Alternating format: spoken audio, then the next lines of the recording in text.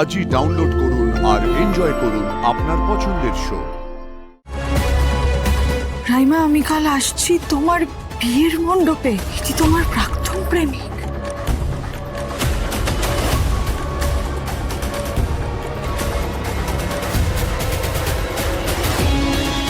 আমাদের বাড়িতে কি 4টে ফ্রিজ, 5টা এসি, 2টো শাওয়ার আছে? বাড়িতে যেমন থাকি এখানেও তেমন থাকবো। এক্সকিউজ মি, তোমরা এখানে এইসব লাগেজ নিয়ে রুম ক্লিন করতে এসেছো? কোনো দরকার নেই, আমার বন্ধু বান্ধবরা আসবে। না না, রুম ক্লিন করতে না, আমরা হচ্ছি শুভর বাড়ির লোক। ও আইসি। তোমাদের এখানে কি পাঠিয়েছে? রঞ্জিনী ম্যাডাম। হ্যাঁ, উনি বলেন যে আউট হাউসে এসে থাকতে চাই। আচ্ছা, আমার মনে হয় তোমাদের কোথাও একটা ভুল হয়েছে। মানে তোমাদের থাকার জন্য অনেক বেটার ব্যবস্থা করা হয়েছে, অনেক ভালো ভালো রুমস রাখা হয়েছে। তোমরা একটা কাজ করো, তোমরা এখন ওদিকে একটা বেঞ্চ আছে, ওখানে গিয়ে ওয়েট করো। আমি দেখে আসছি তোমাদের থাকার ব্যবস্থা কোথায় করা হয়েছে। ওকে, চ।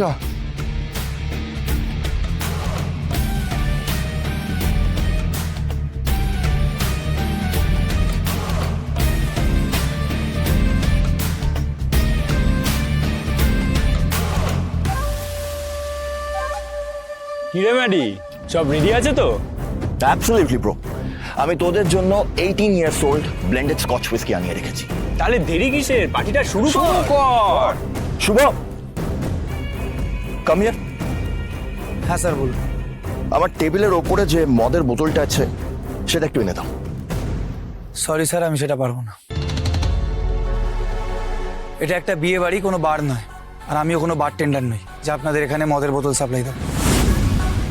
দিবি, আল বাদ দিবি। মালিকের কথা শোনা চাকরের ডিউটি, চাকরের রেসপন্সিবিলিটি। আর কথা না বাড়িয়ে চুপচাপ গিয়ে বোতলটা নিয়ে যা। বললাম তো দেবো না।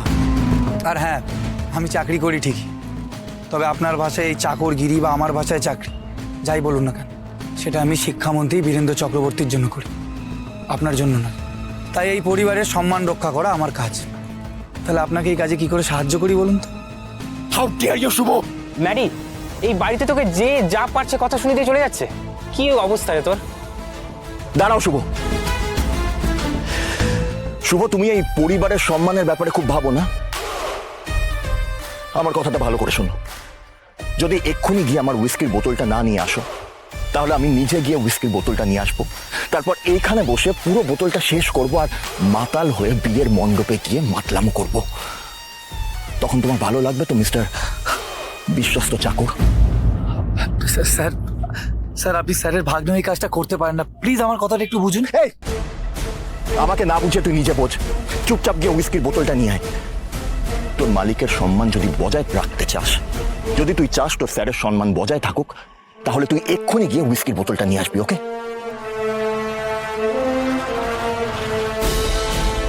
নিজের তো সম্মান নেই, এবার স্যারের সম্মানটাও দোবাতে চাইছে। কেউ যদি অন্যের গায়ে কাদা ছেড়ানোর জন্য নিজে কাদার মধ্যে নামতে চায়, তাহলে তাকে বোঝানোর আমার আর কিছু নেই। আমি আপনার মদের বোতলটা নিয়ে আসছি, তবে সেটা কিন্তু আপনার ভয় নয়, এই পরিবারের কথা ভেবে।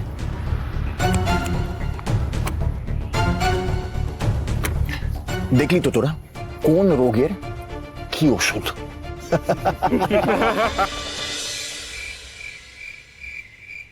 Cheers! দাঁড়া শুভ, নে ধর। আমি মদ খাই না স্যার। সত্যি কথা বল না, বল যে তোর এসব খাওয়ার অভ্যেস নেই। অবশ্য যাদের খাওয়ার জলের জন্য প্রত্যেকদিন জলের লাইনে দাঁড়াতে হয়, তার আর স্কচের কি বুঝবে? যে পাকে জন্মেছে সে মার্বেলের কত কি করে বুঝবে? ভুলে যাবেন না স্যার, পাকেতেই পদ্ম ফোটে। এই, তোর অনেক জ্ঞান না? তুই পদ্ম না দোপাটি দেখবি? তোকে দেখাচ্ছি, তারা নে খা। আরে খা শুভ। কি করছেন? আরে খা না, খেতে বলছি তো। মদ খাই না স্যার। কি করছেন কি? শুভ,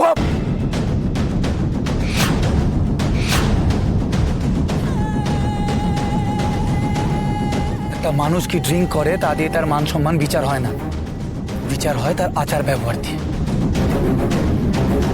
দুদিন আগে ফাইল লোপাটের জন্য আপনার বোনের বিয়ে ভাঙতে বসেছিল, এখন আপনি আবার বলছেন মদ খেয়ে বিয়ের আসরে মাতলামো করবেন।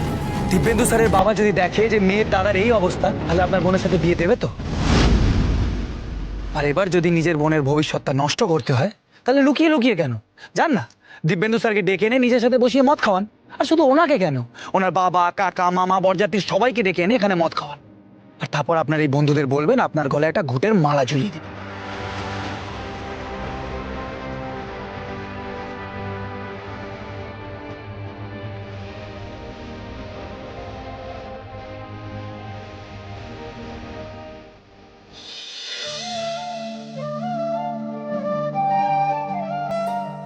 ওকে পরিষ্কার করে বলে দাও, ওর যদি এখানে ভালো না লাগে ও যেন বাড়ি চলে যায়। বাবা, পিসিমণি এরা ঠিকই বলে। আমি বাবার জীবনে অভিশাপ বয়ে এনেছি। আমি অপয়া। আমি যতবার চেষ্টা করি বাবার সম্মান বজায় রাখতে, ততবার আমি কিছু ভুল করে বাবাকে অসম্মান করে ফেলি। বাবা ঠিকই বলেছে, আমার এখান থেকে বাড়ি চলে যাওয়া উচিত, নাহলে আবার কিছু ভুল করে বসবো। এই এই না না না না না, একদম এক্সকিউজ দিবি না।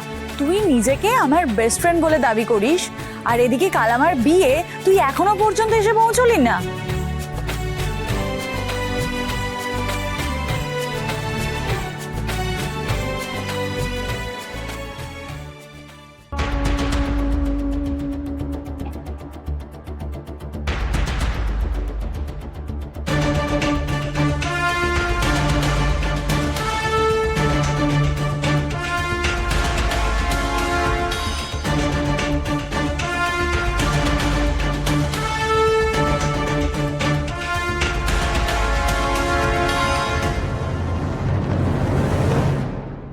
আন্টি, আমি তোকে একটু পরে ফোন করছি, দাঁড়া দাঁড়া। হ্যাঁ হ্যাঁ বলো।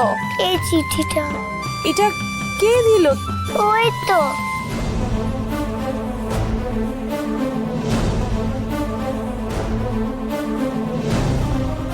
এই এই এই শোনো,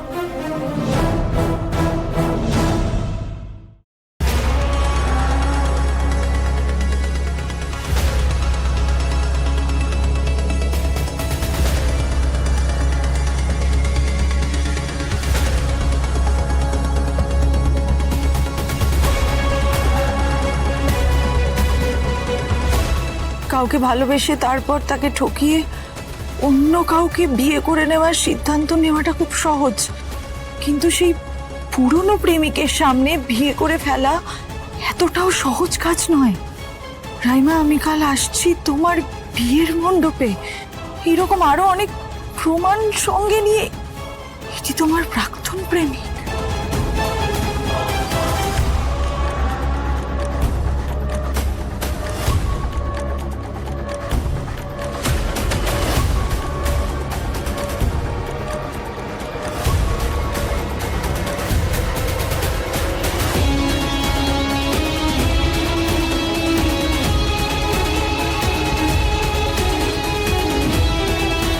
রাইমাদের সাথে এটা এটা কার ছবি?